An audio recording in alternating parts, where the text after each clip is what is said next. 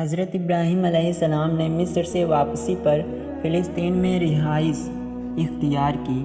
اس علاقے کو کنعان بھی کہا جاتا ہے۔ حضرت ابراہیم علیہ السلام اس وقت تک اولاد سے محروم تھے۔ حضرت ابراہیم نے اللہ کی بارگاہ میں بیٹے کے لیے دعا کی اور اللہ نے ان کی دعا کو قبول فرما لیا۔ یہ دعا اس طرح قبول ہوئی کہ حضرت ابراہیم علیہ السلام کی چھوٹی بیوی محترمہ حضرت حاجرہ رضی اللہ حاملہ ہوئی۔ جب حضرت سارہ کو یہ پتہ چلا تو انہیں بصر کے تقاضے کے طور پر رزق پیدا ہو گیا۔ اس صورتحال سے مجبور ہو کر حضرت حاجرہ ان کے پاس سے چلی گئی۔ تورات کے مطابق ان کا گزر ایک ایسی جگہ پر ہوا جہاں ایک کنواں تھا۔ اس جگہ وہ فرشتے سے ہم کلام ہوئی اور کنویں کا نام زندہ نظر آنے والا کنواں رکھا۔ تھوڑے دنوں بعد حضرت حاجرہ کے بیٹا پیدا ہوا اور فرشتوں کی بشارت کے مطابق اس کا نام اسماعیل رکھا گیا۔ ابراہیم علیہ السلام حاجرہ اور دودھ پیتے بچے اسماعیل کو لے کر چلے اور جہاں آج کعبہ ہے اس جگہ ایک بڑے پیڑ کے نیچے زمزم کی موجودہ جگہ سے اوپری حصے پر ان کو چھوڑ گئے۔ وہ جگہ ویران اور غیر آباد تھی اور پانی کا نام و نشان نہ تھا، اس لیے ابراہیم علیہ السلام نے ایک مسک پانی اور ایک تھیلی کھجور بھی ان کے پاس چھوڑ دی اور پھر منہ پھیر کر روانہ ہو گئے۔ حاجرہ علیہ السلام ان کے پیچھے پیچھے یہ کہتے ہوئے چلی، اے ابراہیم، تم ہم کو ایسی گھاٹی میں کہاں چھوڑ کر چل دیے جہاں نہ آدمی ہے اور نہ بچہ؟ حاجرہ برابر یہ کہتی جاتی تھی مگر ابراہیم علیہ السلام خاموش چلے جا رہے تھے۔ آخر حاجرہ نے معلوم کیا کیا اللہ نے تم کو یہ حکم دیا ہے؟ تب حضرت ابراہیم علیہ السلام نے فرمایا، ہاں، اللہ کے حکم سے ہے۔ حاجرہ علیہ السلام نے جب یہ سنا تو کہنے لگی، اگر یہ اللہ کا حکم ہے تو بے شک وہ ہم کو ضائع اور برباد نہیں کرے گا، اور پھر واپس لوٹ آئی۔ ابراہیم علیہ السلام چلتے چلتے جب ایک ٹیلے پر ایسی جگہ پہنچے کہ ان کے گھر والے نگاہ سے اوجھل ہو گئے تو اس وادی کی اور رخ کیا اور ہاتھ اٹھا کر یہ دعا مانگی، اے ہم سب کے پروردگار، ایک ایسے میدان میں جہاں کھیتی کا نام و نشان نہیں، میں نے اپنی کچھ اولاد تیرے محترم گھر کے پاس لا کر بسائی ہے کہ وہ نماز قائم کریں، پس تو ایسا کر کہ لوگوں کے دل ان کی طرف مائل ہو جائے اور ان کے لیے زمین کی پیداوار سے رزق و سامان مہیا کر دے تاکہ تیرے شکر گزار ہوں۔ آج بی بی حاجرہ علیہ السلام اور اسماعیل علیہ السلام اس تپتے صحرا میں تنہا رہ گئے۔ بی بی حاجرہ کے پاس جو پانی اور کھجوریں کھاتی تھی وہ سب ختم ہو گئیں۔ پانی نہ ملنے کی وجہ سے ان کی چھاتی کا دودھ بھی سوکھ گیا اور جب بچے کے لیے بھی دودھ نہ اترا چھاتی سے تو بچہ بھی بھوک کی وجہ سے رونے لگا، تو بی بی حاجرہ نے بچے کو ایک کھجور کی جھاڑ کے چھاؤں میں لٹا دیا اور سامنے دو پہاڑیاں تھیں جسے آج صفا اور مروہ کے نام سے جانا جاتا ہے، اس پہاڑی پر چڑھ گئی کہ دیکھے شاید کوئی قافلہ یا کوئی انسان دکھ جائے۔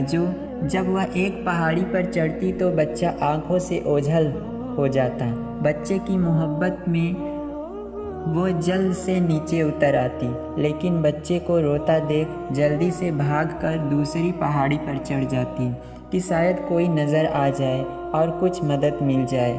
اس طرح آپ نے ان دونوں پہاڑی کے ساتھ 7 چکر لگائے، کبھی پہاڑی پر چڑھتی، کبھی اولاد کی محبت میں نیچے اتر آتی۔ اللہ تعالیٰ کو بی بی حاجرہ کی یہ اپنی اولاد کے لیے مشقت اتنی پسند آئی کہ اللہ تعالیٰ نے ہر مسلمان مرد اور عورت پر جو بھی مکہ شریف میں حج یا عمرہ کے لیے آتا ہے ان کے لیے صفا مروہ کی دونوں پہاڑیوں کے ساتھ 7 چکر لگانا فرض کر دیا۔ جب بی بی حاضرہ ان دونوں پہاڑیوں پر دوڑ کر چڑھتی اور اولاد کی محبت اور بے قراری میں نیچے اتر آتی، ادھر بچہ بھوک سے رو رہا تھا اور اپنی ایڑیاں زمین پر رگڑ رہا تھا۔ اسی وقت رحمت الہی جوش میں آئی اور اسماعیل علیہ السلام جہاں اپنی ایڑیاں رگڑ رہے تھے اس جگہ سے پانی کا چشمہ پھوٹ پڑا۔ جب بی بی حاضرہ نے پانی دیکھا تو دوڑ کر اپنے بچے کے پاس پہنچی اور اس پانی کو جو بہہ رہا تھا روکنے کے لیے اس کو چاروں طرف ریت کی دیوار بنا دی۔ اسی دوران بنی زرہم کا ایک قبیلہ اسی وادی کے قریب آ ٹھہرا۔ دیکھا تو تھوڑے سے فاصلے پر پرندے اڑ رہے ہیں۔ زرہم نے کہا، یہ پانی کی نشانی ہے، یہاں ضرور پانی موجود ہے۔ زرہم نے بھی قیام کی اجازت مانگی۔ حاضرہ نے فرمایا، قیام کر سکتے ہو لیکن پانی میں ملکیت کے حصے دار نہیں ہو سکتے۔ زرہم نے یہ بات خوشی سے منظور کر لی اور وہی مقیم ہو گئے۔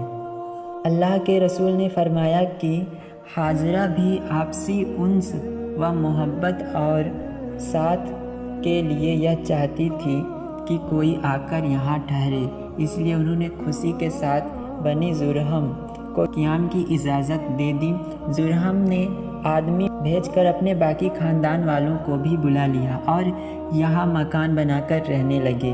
انہی میں اسماعیل علیہ السلام بھی رہتے اور کھیلتے اور ان سے ان کی زبان سیکھتے۔ جب اسماعیل بڑے ہو گئے تو ان کا طریقہ اور انداز اور ان کی خوبصورتی بنی زرہم کو بہت بھائی اور انہوں نے اپنے خاندان کی لڑکی سے ان کی شادی کر دی۔ حضرت اسماعیل کی بیوی کے بارے میں اس طرح بیان ہوا ہے۔ ابراہیم برابر اپنے بال بچوں کو دیکھنے آتے تھے۔ ایک بار تشریف لائے تو اسماعیل علیہ السلام گھر پر نہ تھے۔ ان کی بیوی سے معلوم ہوا تو انہوں نے جواب دیا کہ روزی کی کھوج میں باہر گئے ہیں۔ ابراہیم علیہ السلام نے معلوم کیا گزر بسر کی کیا حالت ہے۔ وہ کہنے لگی سخت مصیبت اور پریشانی میں ہے اور بڑے دکھ اور تکلیف میں ہے۔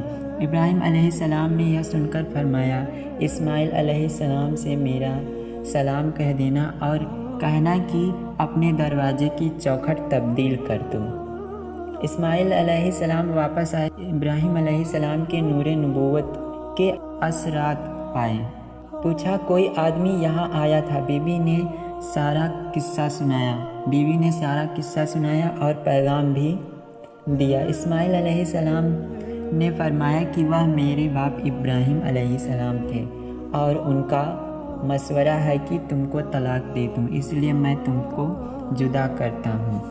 اسماعیل علیہ السلام نے پھر دوسری شادی کر لی۔ ایک بار ابراہیم علیہ السلام پھر اسماعیل کی غیر موجودگی میں آئے اور اسی طرح ان کی بیوی سے سوال کیے۔ بیوی نے کہا، اللہ کا شکر و احسان ہے، اچھی طرح گزر رہی ہے۔ معلوم ہوا کھانے کو کیا ملتا ہے؟ اسماعیل علیہ السلام کی بیوی نے جواب دیا گوشت۔ ابراہیم علیہ السلام نے پوچھا پینے کو؟ اس نے جواب دیا پانی۔ حضرت ابراہیم علیہ السلام نے دعا مانگی، اللہ ان کے گوشت اور پانی میں برکت عطا فرمائے، اور چلتے ہوئے یہ پیغام دے گئے کہ اپنے دروازے کی چوکھٹ کو مضبوط رکھنا۔ حضرت اسماعیل علیہ السلام آئے تو ان کی بیوی نے تمام واقعہ دہرایا اور پیغام بھی سنایا۔ اسماعیل علیہ السلام نے فرمایا کہ یہ میرے باپ ابراہیم علیہ السلام تھے اور ان کا پیغام یہ ہے کہ تم میری زندگی بھر جیون ساتھی رہے۔